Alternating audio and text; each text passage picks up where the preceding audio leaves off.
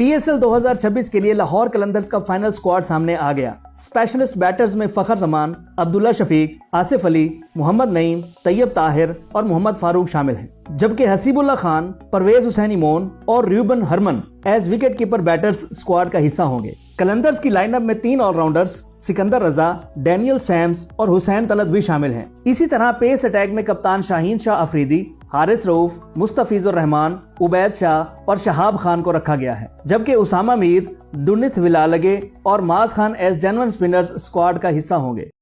PSL 2026 کے لیے Hyderabad Kings مین نے اپنا اسکواڈ مکمل کر لیا۔ اسپیشلسٹ بیٹرز میں کیپٹن مارنس لبوشین، شرجیل خان، عرفان خان، شایان جہانگیر، سید سعد علی، طیب عارف اور رضوان محمود شامل ہیں، جبکہ عثمان خان اور کشل Perera as wicket keeper batters squad کا حصہ ہوں گے۔ حیدرآباد کی لائن اپ میں 6 آل راؤنڈرز سائم ایوب، گلین میکسویل، ماز صداقت، حسان خان، حماد اعظم اور احمد حسین بھی شامل ہیں۔ اسی طرح پیس اٹیک میں رائلی میریڈتھ، عاقف جاوید، محمد علی، حنین شاہ اور آصف محمود کو رکھا گیا ہے۔